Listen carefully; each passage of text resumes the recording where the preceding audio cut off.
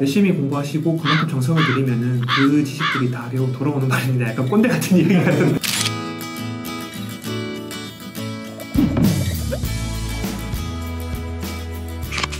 안녕하세요. 저는 2015년에 응용생물화학부를 졸업한 김태욱이라고 합니다.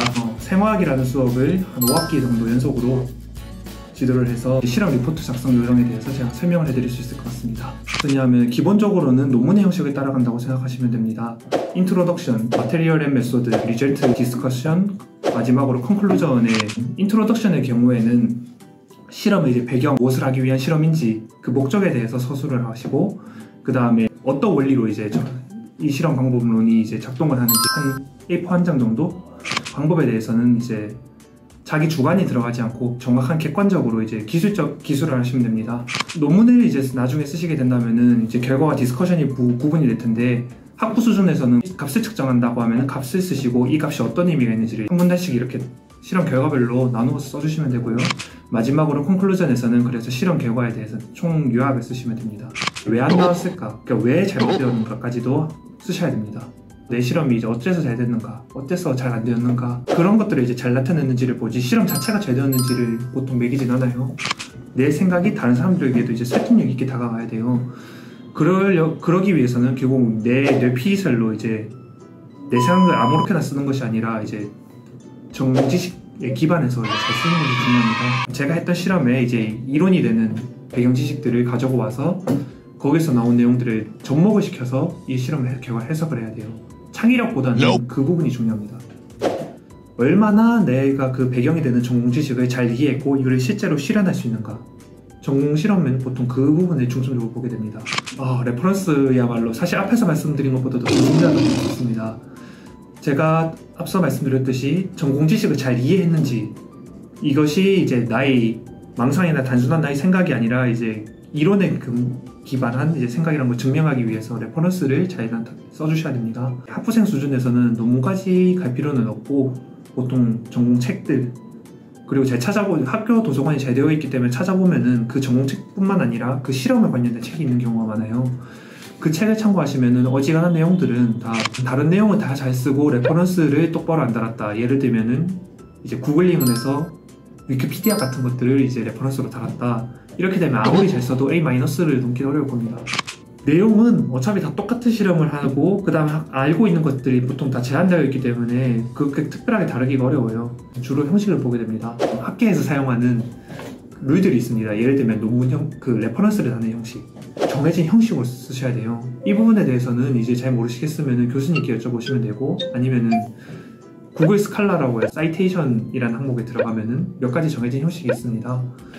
뭐 APA 형식이나 뭐 그런 이제 여러 가지 몇 가지 형식들이 있는데, 잘 모르시겠으면은 그 중에서 딱 하나만 골라서 일반적으로 쓰시면은 아마 형식에서는 별다른 문제가 되지 않을 것 같고요.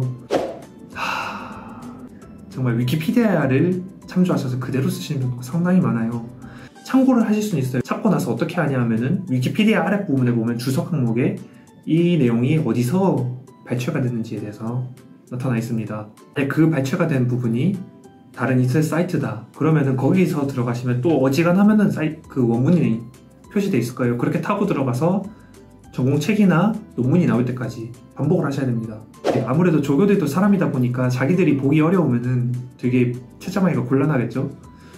그러니까 논리적으로 약간 이제 일관된 흐름에 따라서 잘 쓰시면 크게 문제는 되지 않을 것 같고, 특히 전공 용어들, 전문 용어들 있잖아요. 그 학교에서 주로 쓰는 그 단어들은 풀어서 설명하는 것이 아니고 정확하게 그 단어로 설명을 해주셔야 됩니다.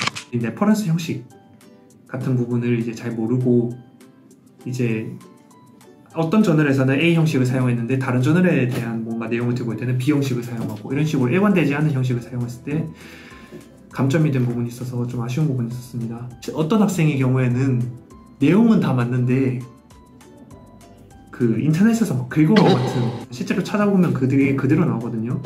자비로운 조교를 만난다면 감점이 되고 말겠지만 까다로운 조교나 교수님을 만나면 빵점 처리가 됩니다.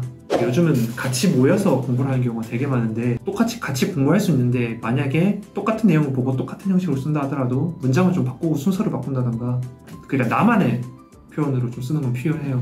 하지만 용어는 정확하게 어지간하면 다 들킨다는 거?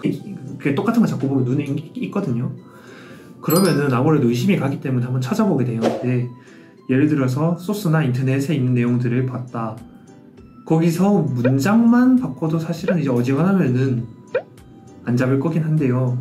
가급적이면 이제 순서 같은 것도 좀 섞어두는 것이 좋습니다. 논리 전개는 사람마다 이제 겹칠 수가 없는 부분이기 때문에 똑같은 흐름으로 내용이 전개가 된다면 티가 나죠. 아무래도 단순히 문단을 바꾸는 정도 수준으로는 모자라고요. 문단 내에서도 내용을 좀 약간 정리를 다시 하는 게 좋습니다. 그쯤 되면 사실 근데 자기가 쓰는 거랑 다를 게 없어서 가끔 진짜 그런 사람들, 진짜 감상문 쓰는 사람이 감상은 필요 없어요. 이 실험을 그러니까 왜 하고 그 결과를 통해 그 실험을 통해서 뭘 알아낼 수 있었는지 그 부분에 초점을 맞춰서 형식을 맞춰서 잘 쓰시는 것, 그게 가장 중요하다 볼 수 있겠습니다. 열심히 공부하시고 그만큼 정성을 들이면은 그 지식들이 다 돌아오는 말입니다. 약간 꼰대 같은 얘기 같은데 정말로 그렇게 하면 전공 공부가 더 재밌어져요. 재밌기도 하고 다 와닿기도 하고. 네, 힘내시기를 제가 열심히 기도하겠습니다. 파이팅!